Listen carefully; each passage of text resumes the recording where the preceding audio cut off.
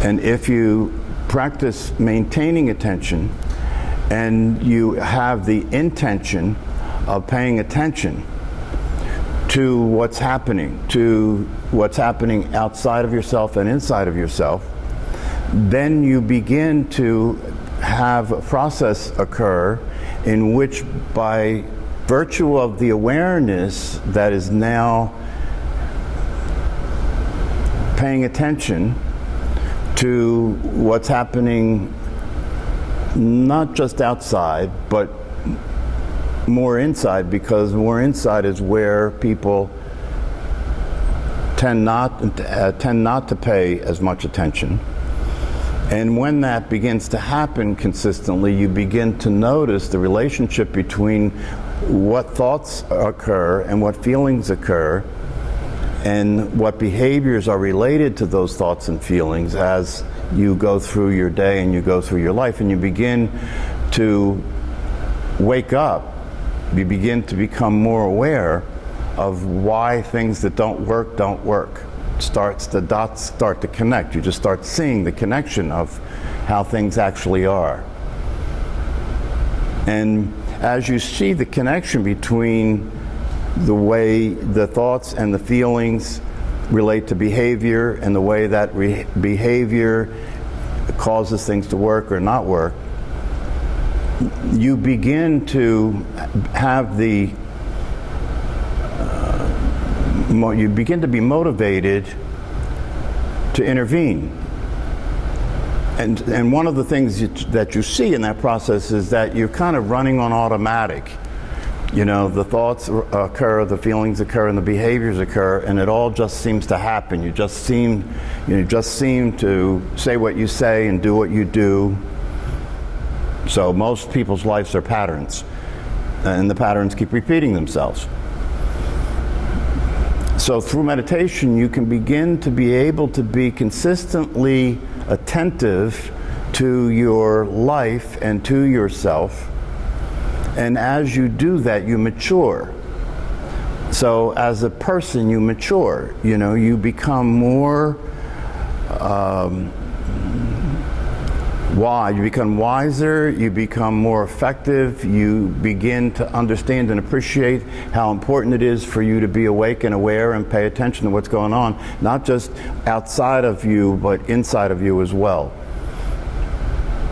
And as this maturity occurs and you begin to see the difference it makes in terms of your ability to function in relationships, your ability to be effective in managing your life and dealing with the things that you need to deal with in your life, and your ability to be okay, to have a quality of life, to be able to get up in the morning and have an experience of yourself that is less vulnerable to circumstances. Right? To have an experience of yourself that's less vulnerable to circumstances. This is maturity, right? This is the maturity of a person. To have an experience of yourself that's less vulnerable to circumstances. So you discover you wake up in the morning and it's raining and you're not as disturbed as you used to be because the weather isn't what you want it to be. You wake up in the morning and you get in your car and you drive to work, and when you hit traffic, you begin to notice that you're not annoyed, you're not restless, you're not frustrated anymore like you used to be, because you started to see the futility of that. You started to realize that one of the things that's true about a human life is that there are many things, even most things, maybe all things, that we don't have control over. And if there's things that you don't have control over, that you fret about, that you get upset about, that you get stressed over, you're causing that. You begin to see that by being able to pay attention consistently. So there's this maturation process. As a person, you become more mature. You're less disturbed by things that would otherwise disturb you.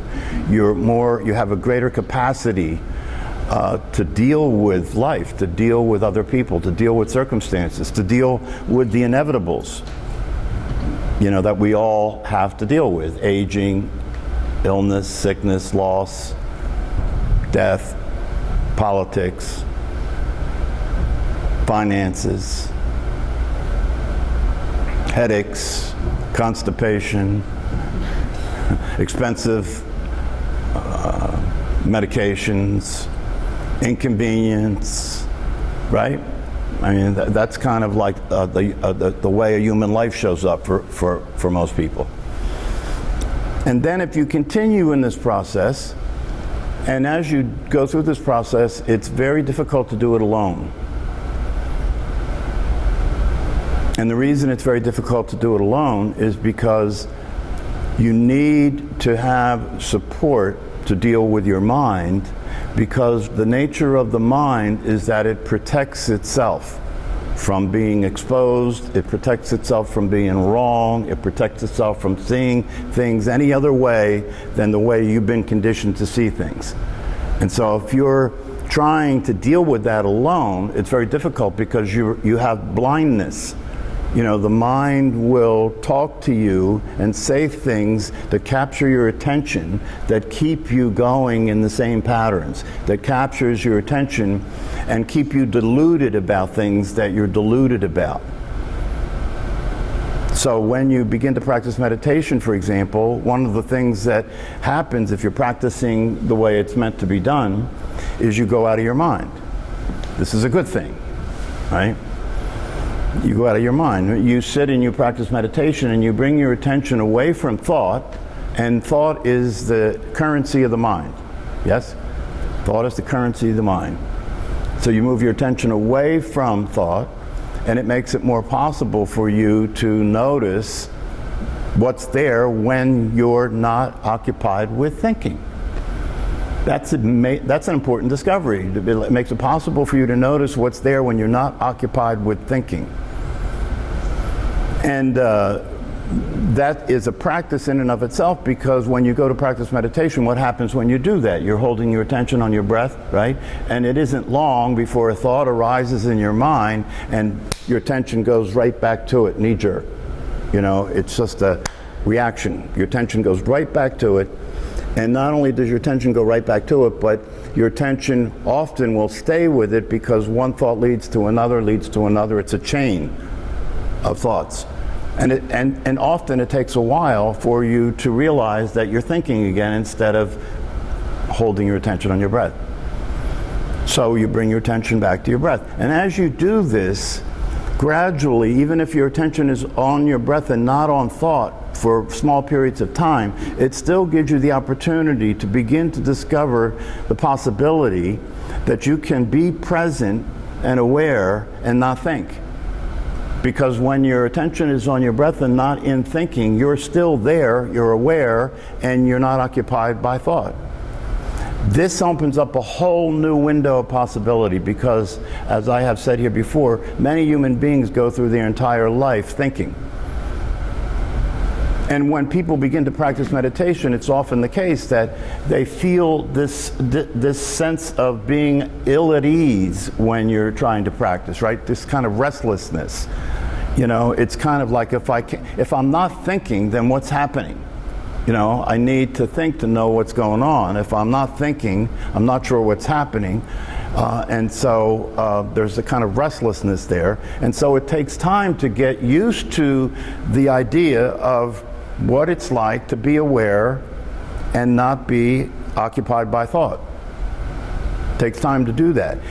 And when we meditate as a group, it's powerful because when we get together and we're not meditating, every individual has got a different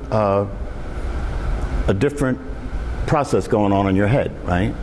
Right? If I went around the room now and asked everybody, you know, what are you thinking right now? There'd be as many different versions as there are people in the room. It would be different, right? So when we meditate, because we're taking attention away from the thought stream and moving it to the breath, and as we do that as a group together, everybody starts to change from being separate and individual in terms of what's going on, and everybody starts to become the same. Because when you move attention from the breath, or when you move attention from thinking to the breath, and when you do that, you're simply being aware instead of thinking, That awareness that you're experiencing is the same awareness that everybody else is experiencing. So now everybody's the same. That sameness, that sameness of experience has a kind of power to it, that you're creating a field of awareness that makes it easier for each person in the room to be in that experience. If you've meditated, if you've been coming to the class for a while and you meditate with a group, you may have noticed that it's often the case that when you meditate here, it seems easier to do it. And that's true. That's one of the reasons why it's important to be part of a group. But it's also the case that there is an opportunity when you're in a class like this to learn about what's going on when you're meditating, so you can be more aware of whether you're meditating or you're sleeping or you're thinking or you're daydreaming, because it's easy to fall into a state when you're meditating of not really being conscious. And it's very important when you're practicing meditation to recognize that the same way you would recognize that you start to think, so you can come back and be awake and aware, which is what the practice is all about.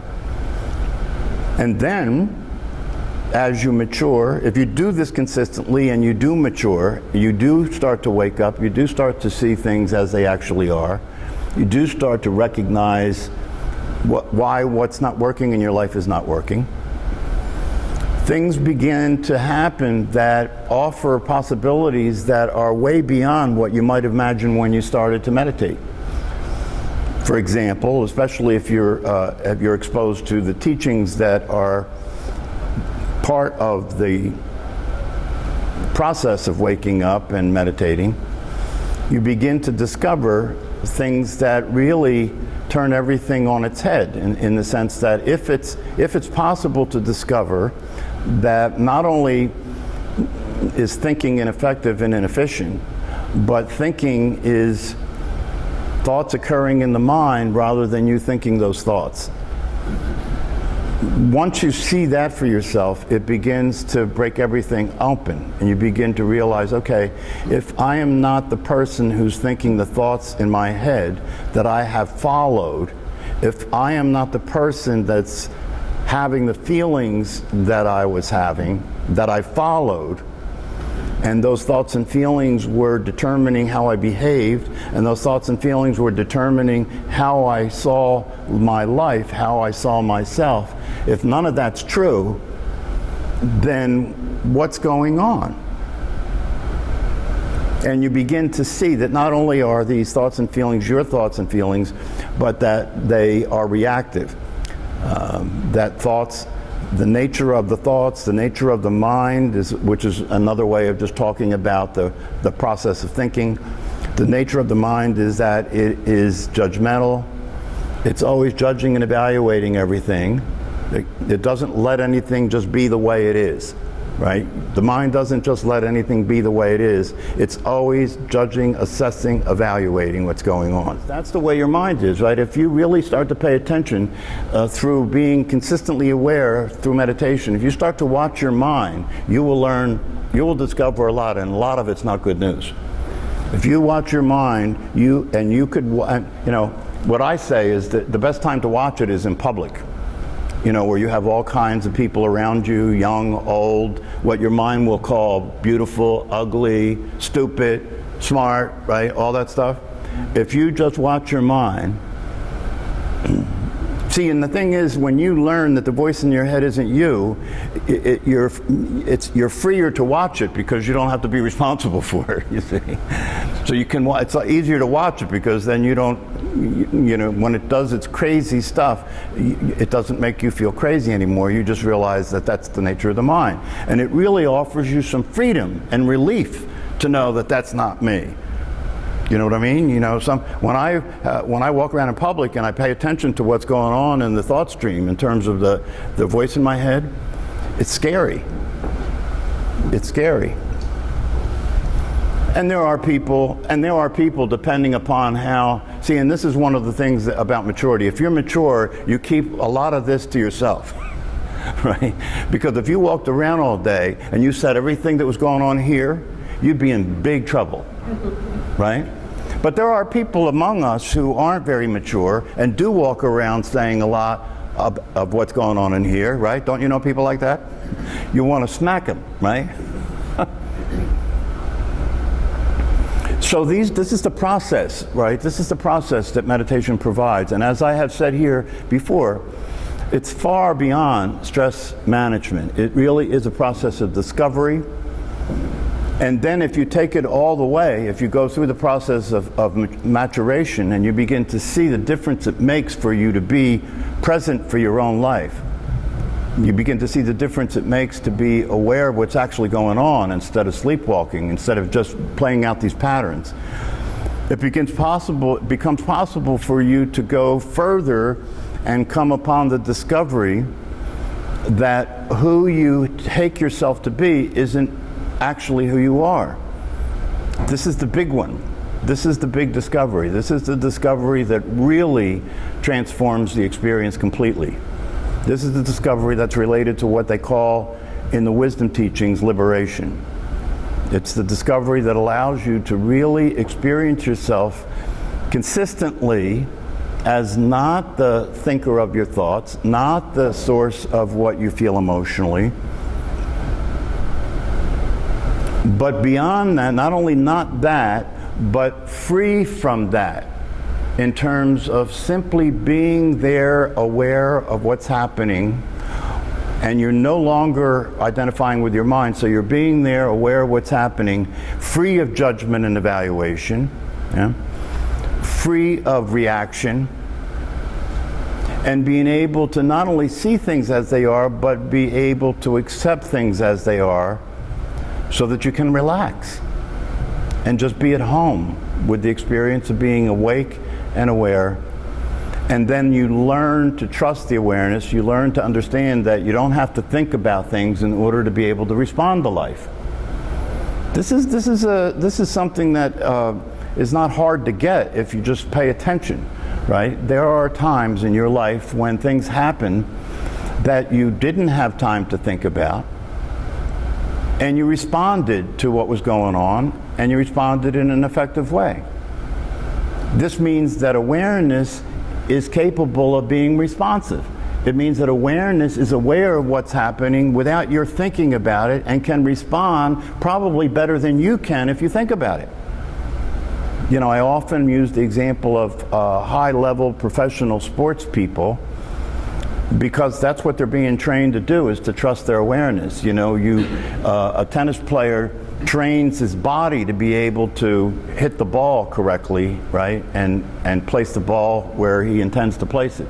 But when he's on the court and the other person serves the ball at 130 miles an hour, there's no way he's thinking about anything.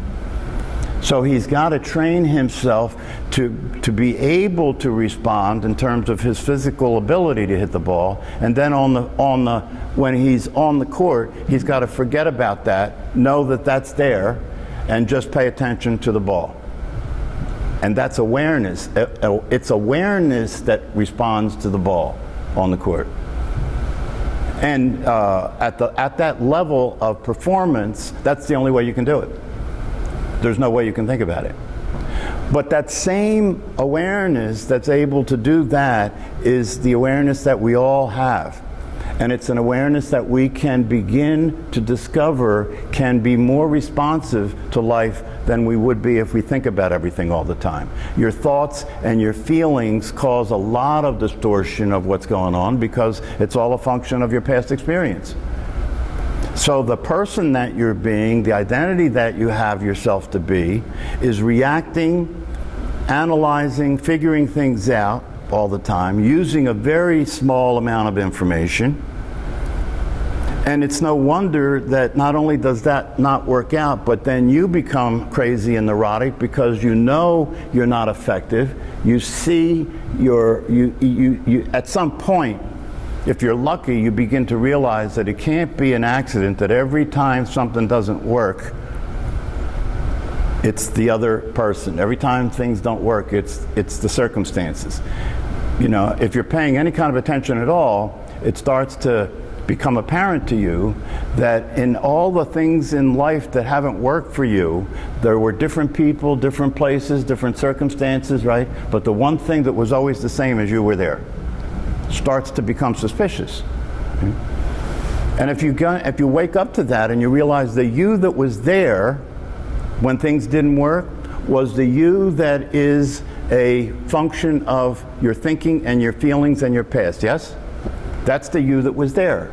And that you was not very effective, and that you has a brain that works in patterns, right? And so unless you see the pattern, unless you intervene, it's bound to repeat itself. It's bound to repeat itself. And if you start to pay attention, you will notice that you do have patterns in your life. There are things that you continue to repeat that don't work. And if you see the source of that as outside of yourself, then you're in a delusion about it all. It's not to say that circumstances don't play a role, but they don't nearly play as much of a role in the way things go as you do.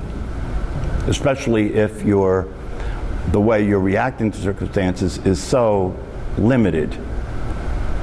A person with a personality that's a function of past conditioning is a very unstable reality. A very unstable reality. Very limited and in terms of the capability to live an effective quality life. And if you look around, isn't that the case? You know, if you look around, isn't that, I mean, as a psychologist, one of the things that's evident to me after being in this business for 30-something years, right? I haven't met anybody that's sane.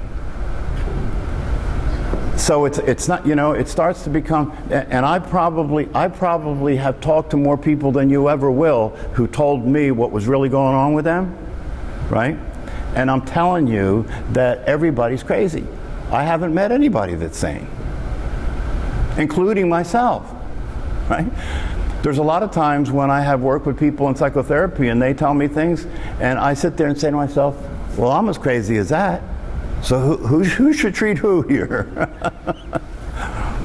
But see, the difference is this. At some point, that changed because at some point I began to realize that the you who was as crazy as the person I was talking to wasn't who I really was. And not only was that the case, but the person I was talking to, they weren't who they really thought they were either. And this is the only way out. That's why most of humanity is still neurotic and crazy and dangerous and unstable. Because all of humanity is caught up in the same nightmare. All of humanity is caught up in the same delusions, the same mistaken identity of who they are. And it's a huge conspiracy. Everybody's interacting with everybody in that condition. And it perpetuates the condition, and it makes the condition seem as if that's all there is. It makes the condition seem as though that's the truth. And yet at the same time, there have been all along, as far as recorded history goes back, there have been people who have discovered that that's not true. There have been people that have discovered that there is an experience that's possible for us as human beings that's other than who we have it that we are, and that experience is actually the truth. And that experience is the way out of the dilemma. That's the experience of going sane from the insanity that most people are experiencing. But it gets a little complicated, because if you see that possibility, if you come in contact with that possibility and you begin to want to realize that, you want to get free from the suffering that you're inevitably going to experience, right? Then what you have to do is what you think you have to do is figure a way to get out of being who you've been being, right? That's what you think you have to do, right? But that's the Chinese handcuff, because the more you try and escape from who you are, the more you're verifying who you are, because the you that's trying to escape from who you are is who you consider yourself to be. Do you see the dilemma? And it's complicated in the sense that who you really are has no form, has no shape, has no history, has no name, has no body, isn't physical. How do you be that? How do you be that? And yet that's the reality of it. And not only is it how do you be that, this is the way the mind approaches this, but it's not a matter of how you be that, it's a matter of recognizing and noticing that you are that. You don't have to be that. That's already the case. Who you've been being is what got put together. Who you are has always been the same. But you got to get free from the way that you're seeing it. For example, if you look at a tree, it's a tree, right? If you look at what's out there that's green, like a tree, it's a tree. That's what you see, it's a tree, immediately. That's what it is, it's a tree. The reality of it is that that's not a tree. But your brain has been trained to see trees. So when you look, you see a tree, right? But can you understand what I'm saying when I say that's not a tree? You learn that that's a tree. A little kid in school got shown pictures of those things and told that's a tree. And once that kid learned that's a tree, it got in the brain in such a way that when the kid sees that, he sees a tree. That's it, it's a tree. Really a tree, right? It's really a tree. When in reality, is it possible for you to look at that and recognize that you don't know what that is? That's the truth, right? That's the truth. If you were a kid and they told you that that was a elephant, when you looked at those things, you'd see an elephant. Do you understand what I'm saying? It's all like that. Now take that same thing that I'm saying and apply it to yourself. Right? When you go to consider who you are, the consideration you have about who you are happens the same way as the tree happened. Do you follow me? Happens the same way as the tree happened. And if you can see that that's not a tree, then you can see that you're not who you think you are. It's the same thing. And who you think you are, there's a little difference here, right? Because the tree is an object that a tree is a thing outside of yourself that you're perceiving, right? The difference is that who you are isn't something outside of yourself that you're perceiving, it's what you are. But the way you have related to what you are is the way you relate to trees. You understand? The way you've related to what you are is you've conceptualized yourself the way you conceive a tree. So, who am I? You learn the way you learn the tree is a tree. You learn that you're your body. You learn that you're your name. You learn that you're your behaviors. You learn that you're your parent's child, the way you learned about a tree. So the way you conceptualize who you are is objective, is it not? It's objective. It's on your driver's license, right? But the reality of what you are is not objective. It's subjective, and it can only ever be subjective, and it can never ever be conceptualized. Because the nature of awareness is that it has no form, it has no color, it has no shape, it doesn't exist in time, it is not a concept. It's unique in that sense. It's unique in that sense. And the beauty of its uniqueness is that it is free from all of what is being conceived of. Its nature is freedom. Its nature is to be itself and to be at home. And the thing about it that makes this complicated, right, is that it's the one, it maybe is the one thing that you will encounter in your life that the only way you can have it is not to try to have it. It may be the only, because everything else in your life, and this is the way we're programmed, right? If you want something, you got to do something to get what you want, yes? This is the one thing that's the opposite of that. If you want this, you have to not do anything to get it. Why? Because you are it. And that's counterintuitive, isn't it? Right? So when you hear about the possibility, it becomes an attractive possibility because you hear about the difference it could make, yes? You know, that's, I suspect, that's why you all are attracted to the idea, yeah? Because look at what it has to offer, right?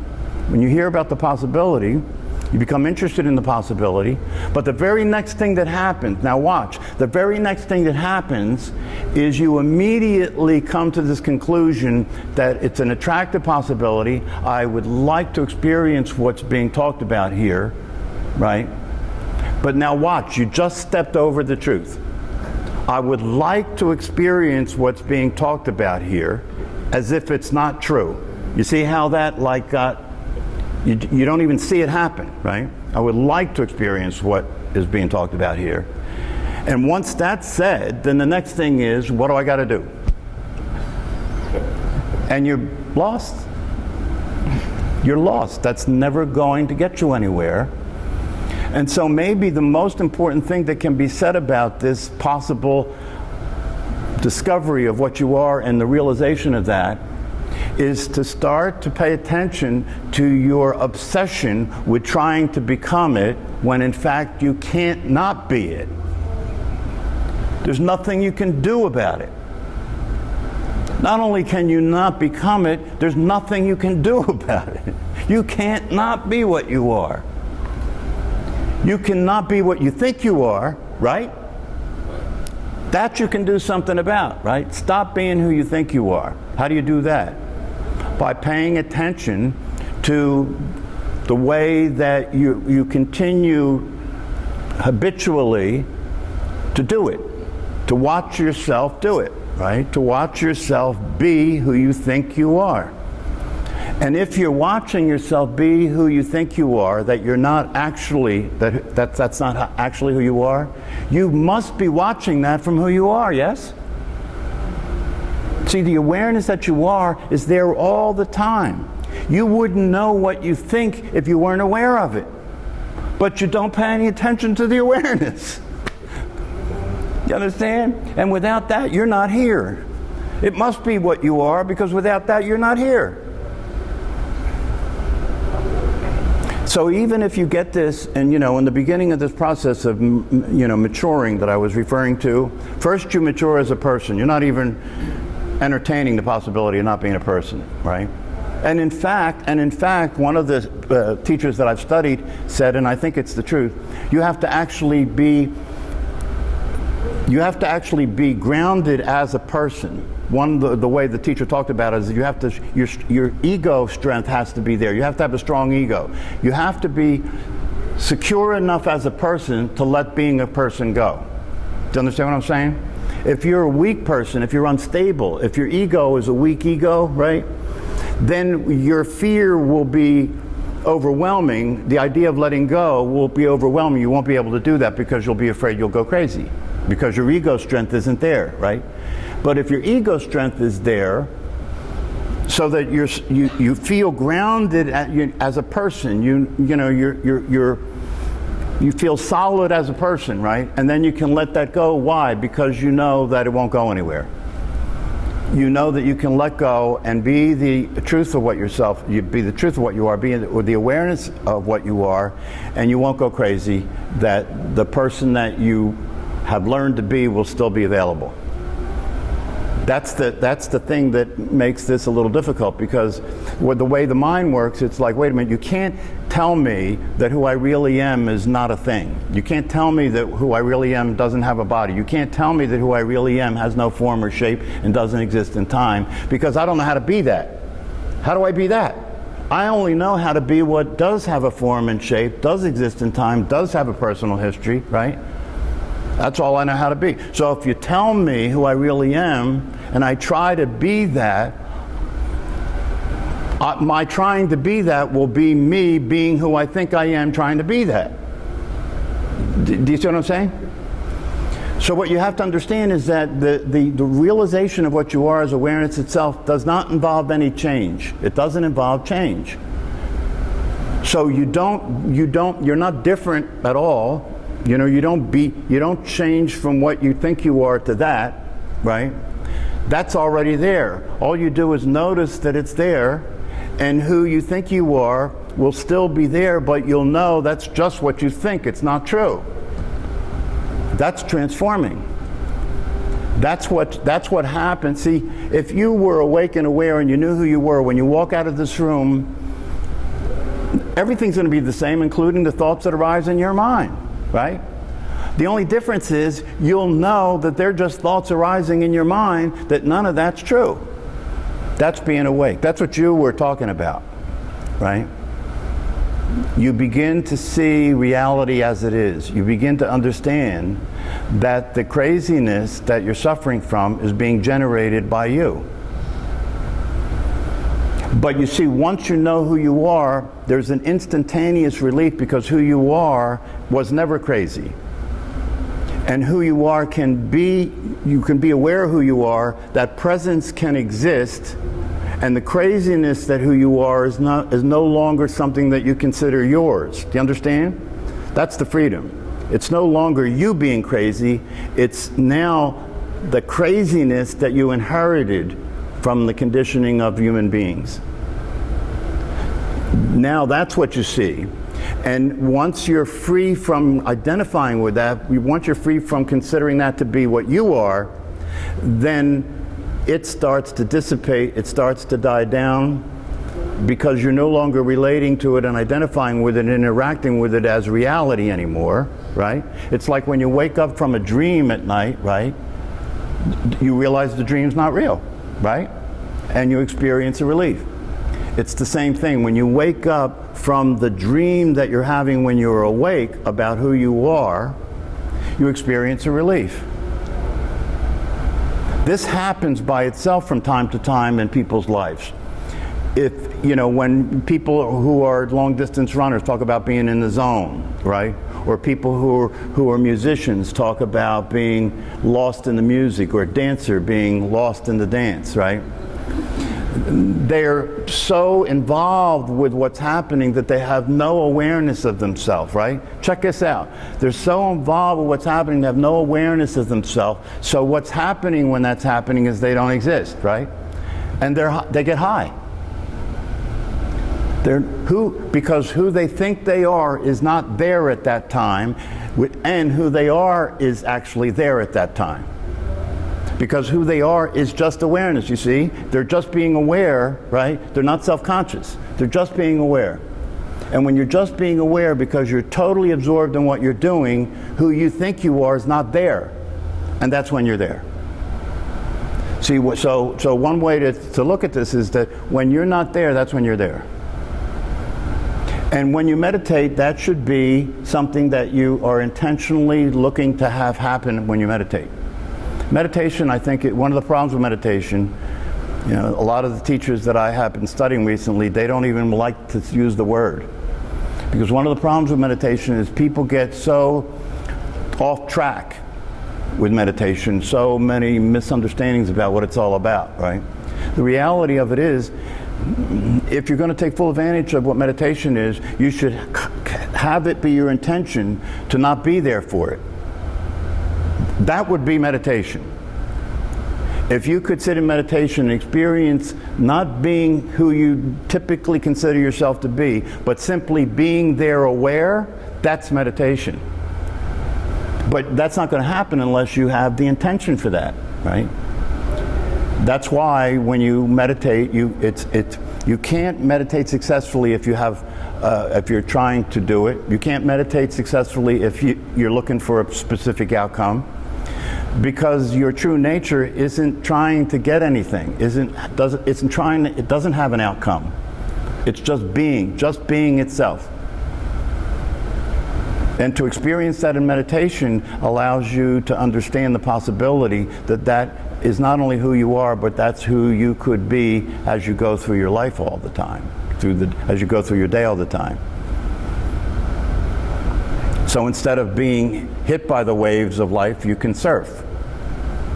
That's the difference, right? Anybody have any questions? You have to, this I can tell you, until and unless you begin to participate with the process, you can't get far. That's why a lot of the teachers that teach about these things, they have retreats, and in these retreats, they interact with people, constantly interacting with people. What are your questions? Where are you at? You've got to participate. That doesn't necessarily mean that here you have to speak up or ask questions, although that would be useful, right? But it means that you have to participate in this process. You can't, if you walk out of this room and you just leave this here, right? It's like when people come to psychotherapy to see me, and they go back in their life for a week, and then they come and see me, and they're paying me a lot of money, and I ask them, what's happened in the last week? Oh, not much. What the hell are you doing? Do you know what I mean? You didn't do anything. You think the only place the psychotherapy is happening is here in the office. That's a big mistake, right? It's the same thing. You have to do the work when you're in your life. You have to be doing the work. You have to be paying attention when you're in your life. That's participating with this process, right? Actively participating with this process. I've heard the message that it's possible for me to be awake and aware and to have a completely different life than I have been experiencing. I've heard the possibility, right? Now, if I've heard the possibility, am I willing to actually participate with that possibility as I go through my day and go through my life and keep that in my awareness, to keep looking to see what would that look like? What would it look like to deal with the things that I deal with that seem to be overwhelming, right, that I don't seem to be effective with? What would that look like if I wasn't being who I think I am, but rather I was being awake and aware and able to respond to it? What would it look like? What would it look like if I could be responsive to the people in my life instead of reactive? That's participating with this process, right? And if you're interacting with it the way I just described, part of that would naturally be that when we came together, you would have questions. You would want to report where you're at and get support, get assistance in seeing where you're at so you could move further forward. And in order for you to do that, you have to give up protecting yourself. Well, if somebody told me I was a fanatic about this, I'd say, you're damn right I am. Yeah, you're damn right I am. There's nothing that's more important to be fanatical about than your own freedom, than your own happiness, than the quality of your life, right? There's nothing to defend. You know, that's one of the beauties. That's one of the beauties of waking up and being what you are. Awareness has nothing to defend, ever. It doesn't have any position. It's willing to accept all positions, has nothing to defend, ever. That's real freedom. It's not to have to protect anything or defend anything.